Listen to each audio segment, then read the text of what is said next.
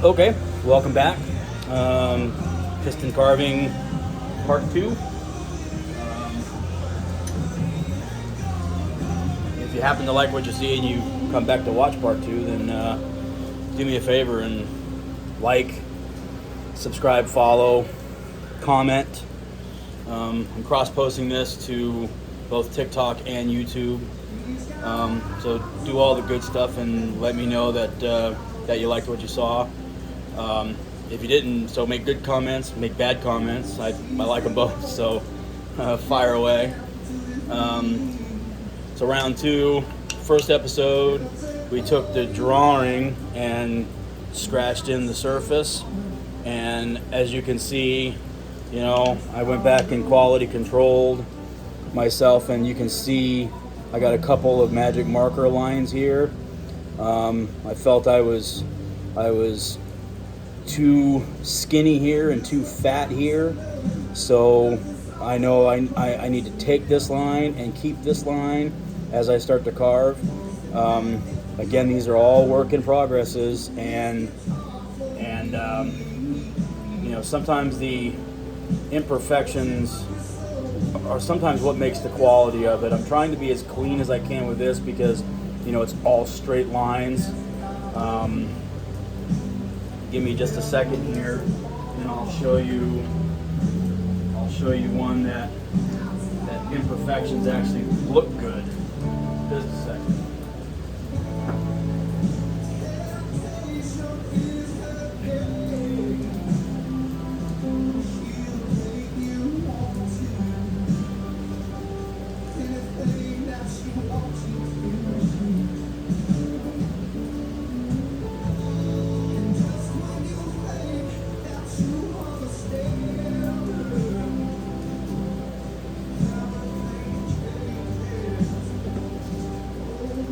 And I'm back.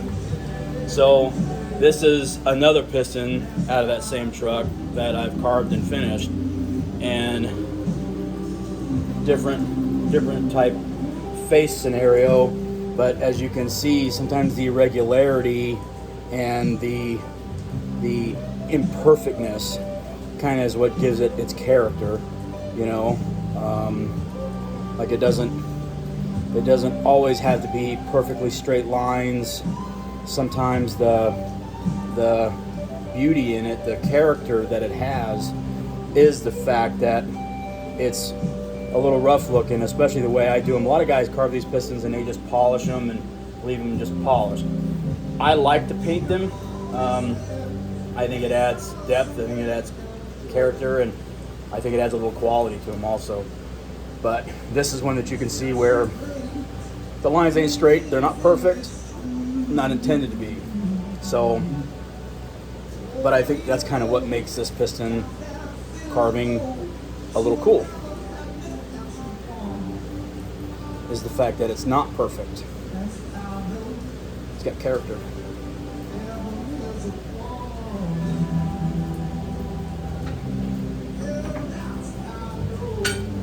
All right. Onto the Tasmanian. Save the glasses. No butter.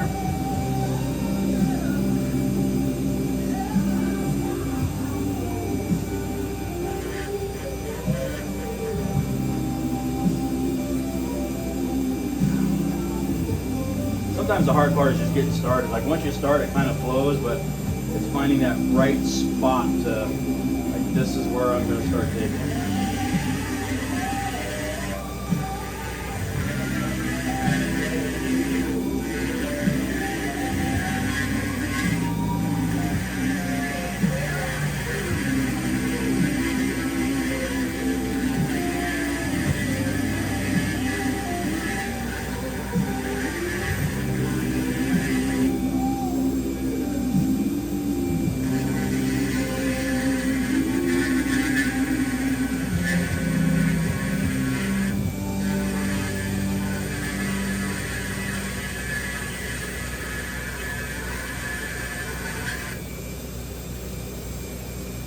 This is another reason why I like to scratch my tracings in, because as you can see, I'm wiping, I got my hands on here, If that was just the magic marker markings, I'd be rubbing all that shit off, and then I wouldn't know where I'm tracing, and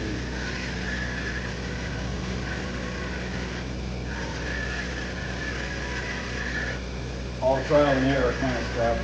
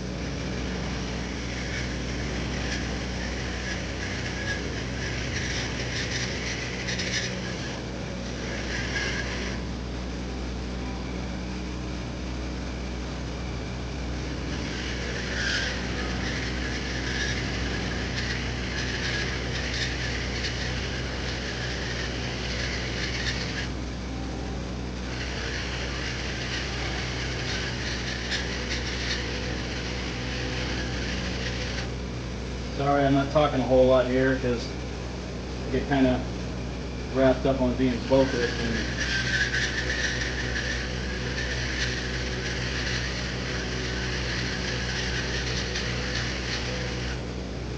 probably don't say as much as I should. This whole video making thing is new for me anyway.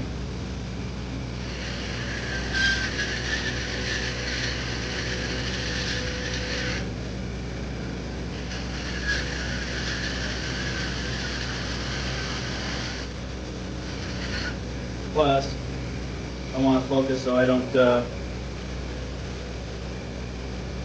carve a beauty mark into my hand. That would suck.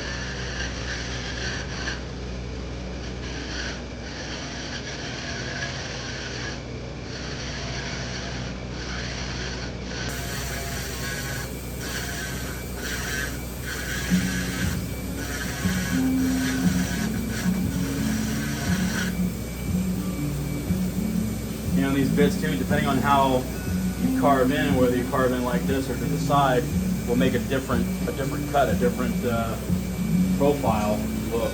So that's also something to keep in mind.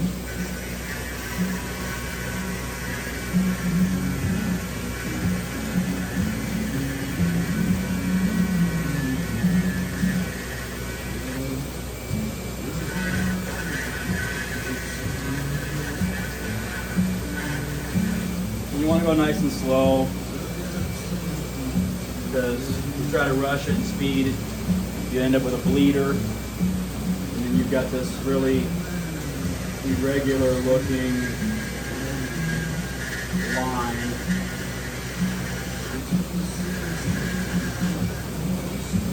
That obviously is going to look like it doesn't belong there. So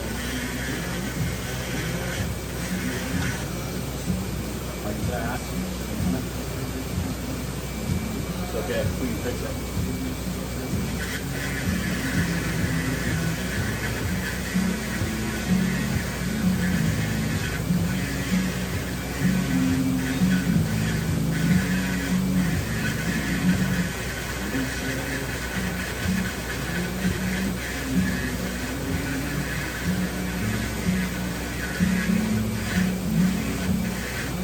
You want to try to prevent the bleeders, but if you have one, it's okay. You can fix them.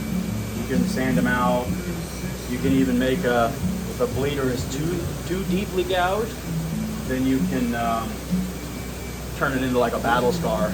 You know, go all in and carve it a little deeper, and it'll look like a sword strike or something. So.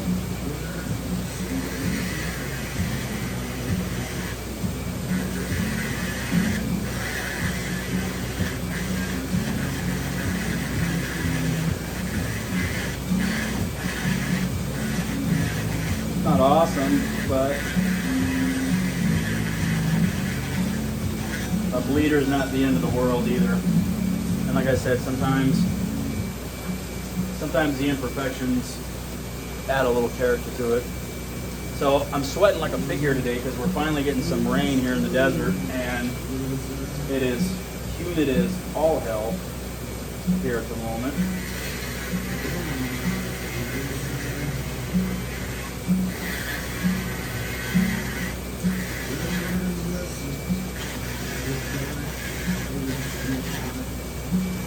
We'll take the rain. You don't get a lot of it.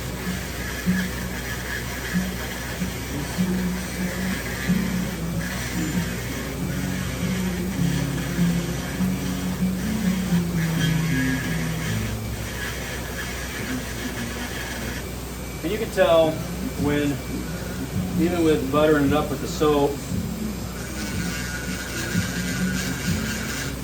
it just doesn't cut real good. And it happens, even if you're really good about keeping your bit lubed up with the soap, it's still gonna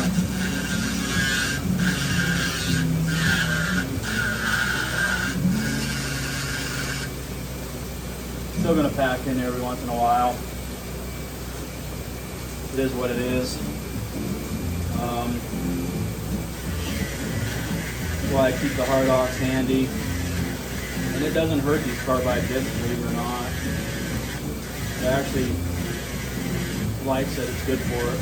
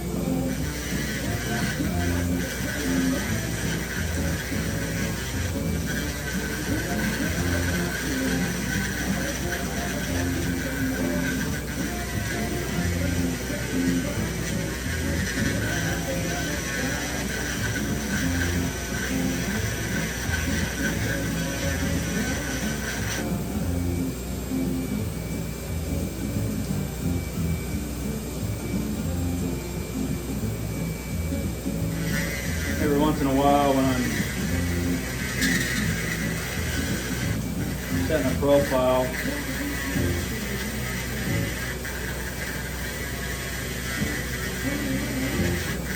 You'll notice I'll run my finger across it. Just to check my depth of the profile, make sure it looks good.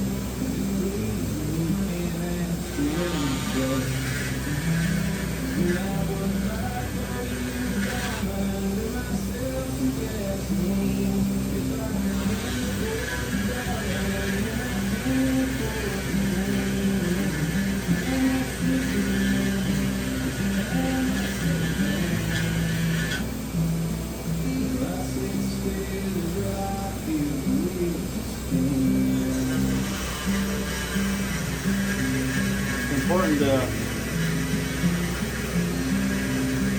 put the piston and yourself in as least an awkward position as possible. Because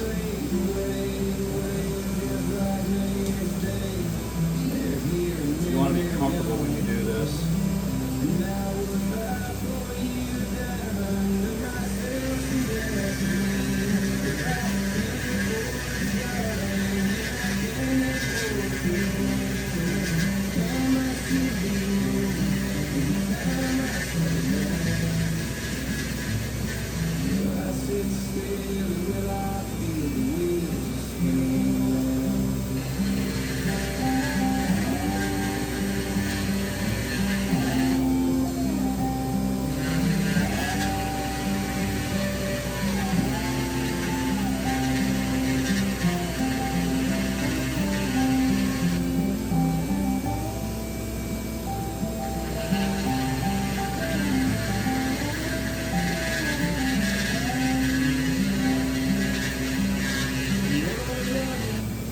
When I do this, I don't carve right onto the line. I carve just inside of it, kind of like a woodworker.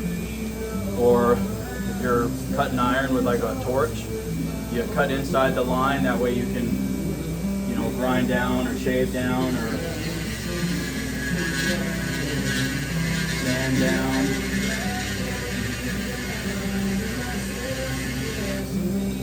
do make a mistake, at least you're inside the line.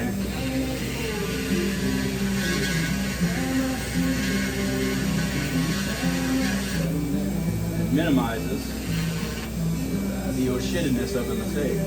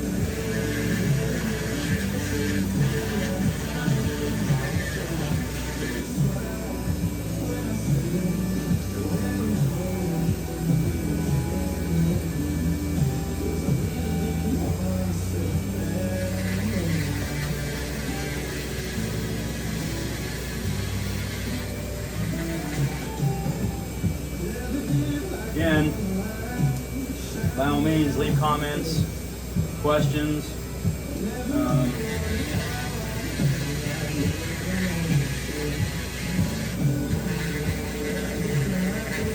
I promise I'll respond to every comment and every question, unless the comment is just super stupid. Questions, there are no stupid questions, but if you're just going to be ignorant or arrogant in a comment, I won't respond to it. But if you have comments or constructive criticism, certainly if you have questions,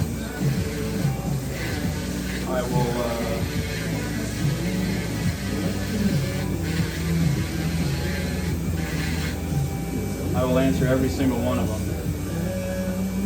May not be instantaneous, but I will answer every single question that comes across.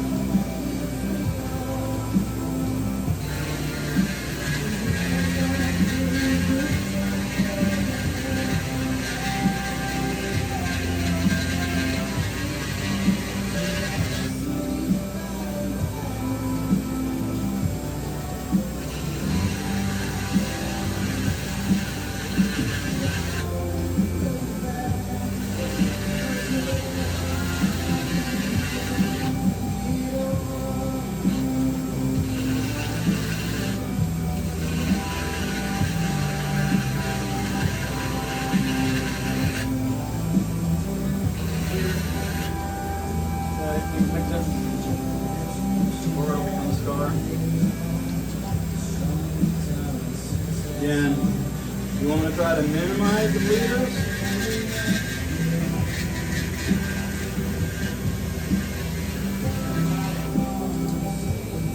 But don't fret if you have one. They're fixable.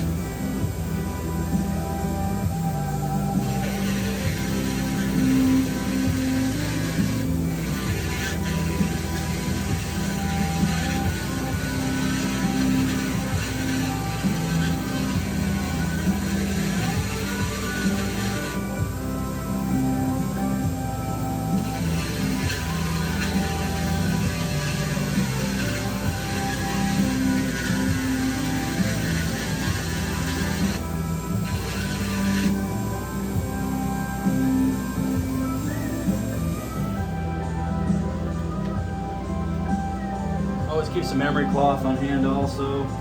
That is like the best stuff. Just do some minor sanding to get a profile review.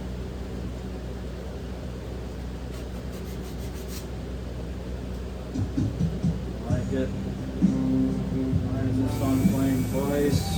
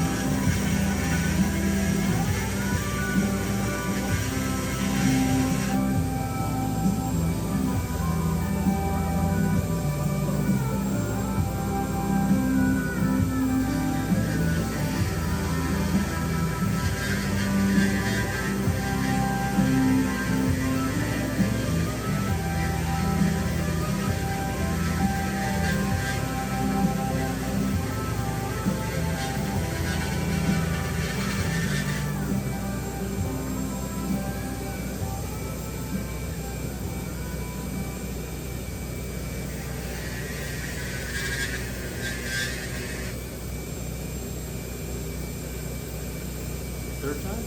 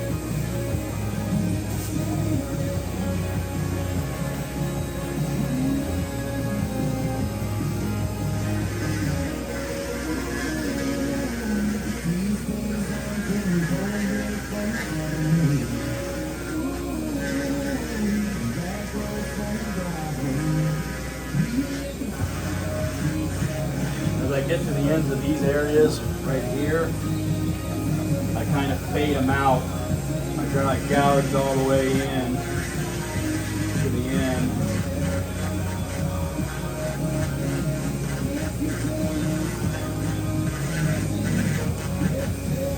Fade them just so it doesn't look like a blunt drop off.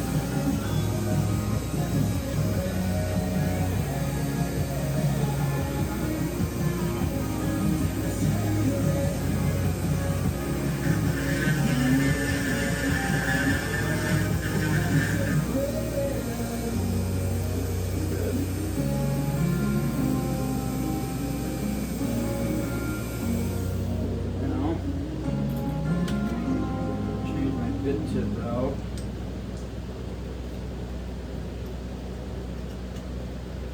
To a little bigger bit.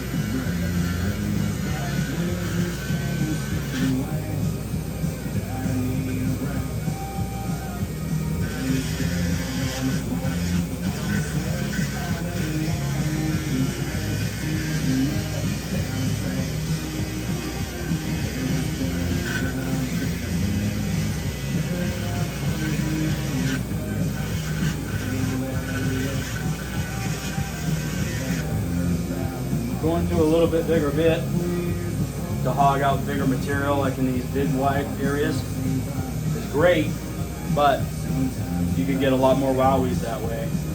Your bleeders become more significant, so definitely use a little more caution, especially towards your perimeters.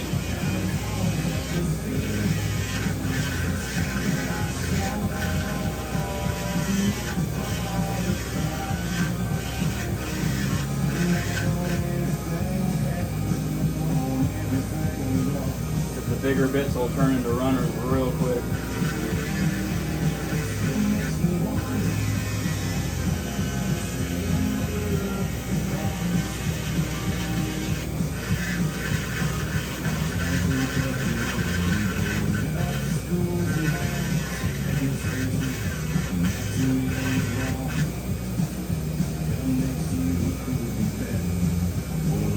especially in the bigger areas where you're removing a lot of material. You can see just carving straight lines just to remove material, but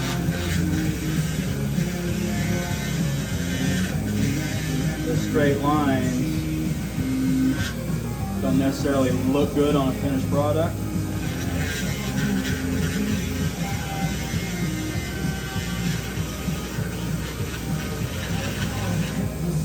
So that's why you'll see me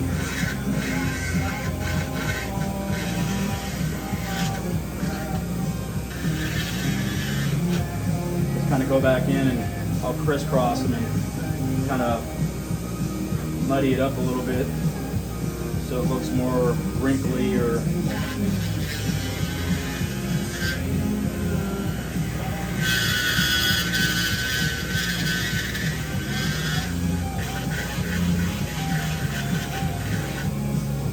Swiss cheesy, if you will, which all that little wrinkly irregularity looks really great under paint.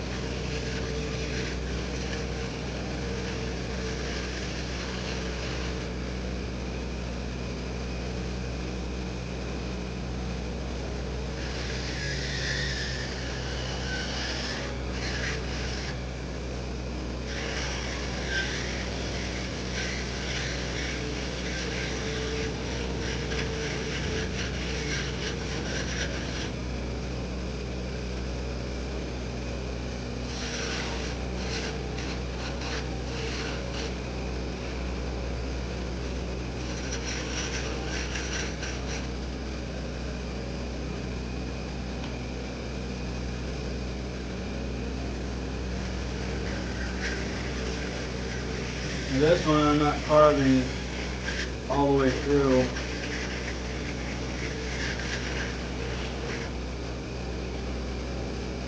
It's going to be a solid face, but a lot of my stuff I'll punch eyes and even teeth and stuff like that in, nose holes, and it's the same concept. You just keep working your bit in, keep working it down until you get all the way through.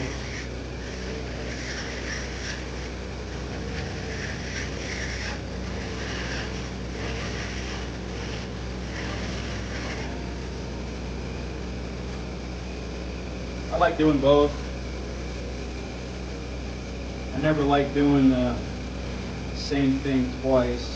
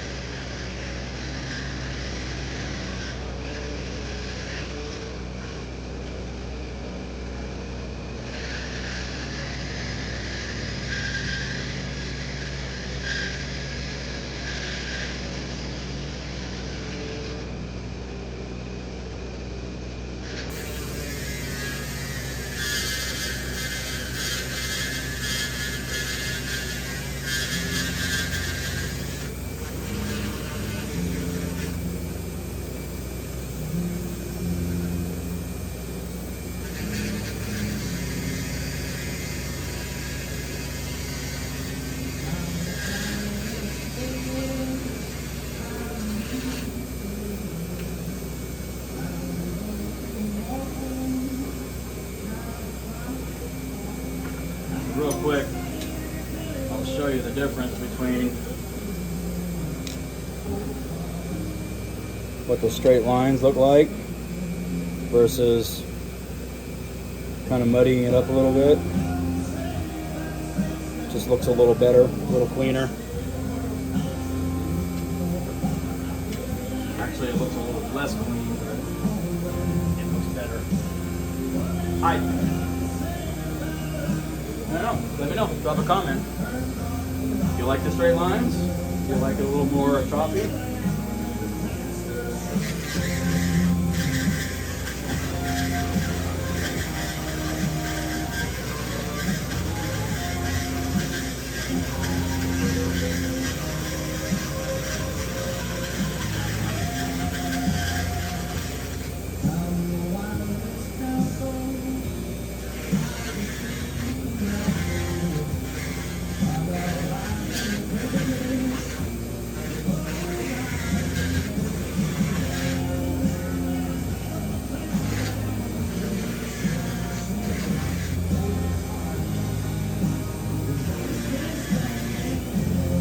I just don't like it looking like it's been carved.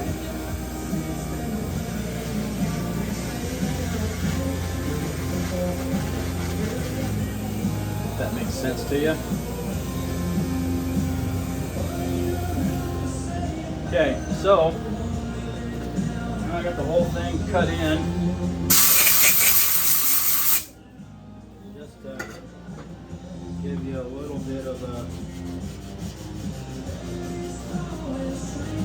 idea.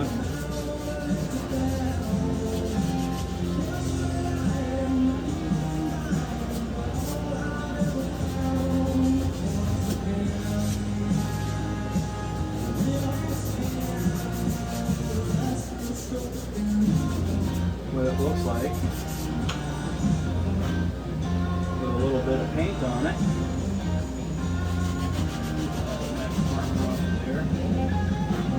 Now I'm going to end up scrubbing this back off to do some fine-tune stuff, but I just wanted to show you guys what it kind of, like the depth profile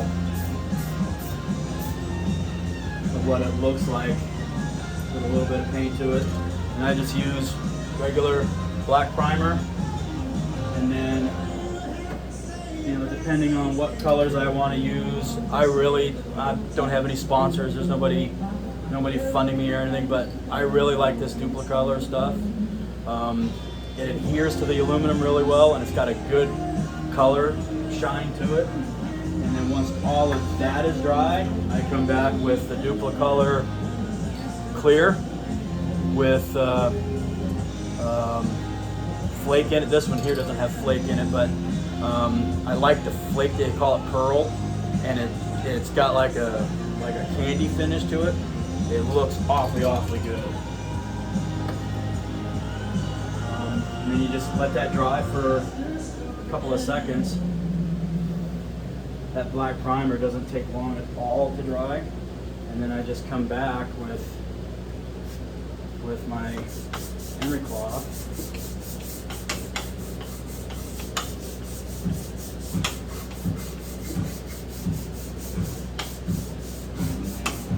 Keep it nice and flat across the face.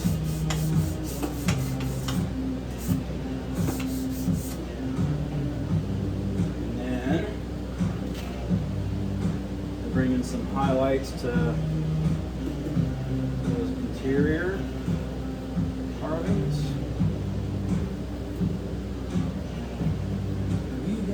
Dust it with a little Scotch pad.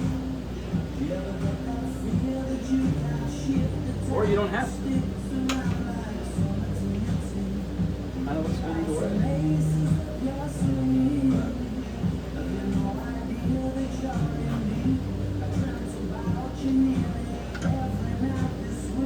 Now, that's what you're looking at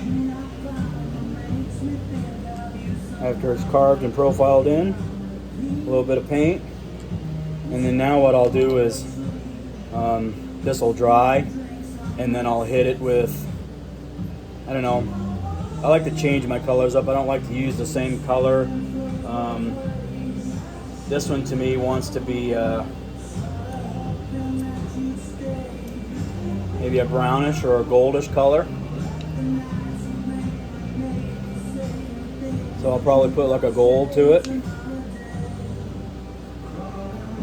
And then let that all the way dry, and then I'll raise all my rings out and polish them out. So it's got a nice polished look. And then, yeah. But there you go. A little bit of a long video, but I hope you enjoyed it. Again, if you do like what you see, give me a like, follow, subscribe, all the good feels. And then if you like comments, throw some comments in there, good or bad. Like I said, I like hearing them all. And even if you got some tips, I'll take tips too. You know, I'm always looking for pointers. So I'm not saying I'm an expert at this, but there's that. And yeah, and you can also, if you do like what you see, you can follow me at Wicked Iron Creations on Instagram, and YouTube, and TikTok, and I have an Etsy store also, Wicked Iron Creations. And by all means, feel free to leave some comments and check my other stuff out, and stay tuned for some more finishing work when I get to it. Thanks.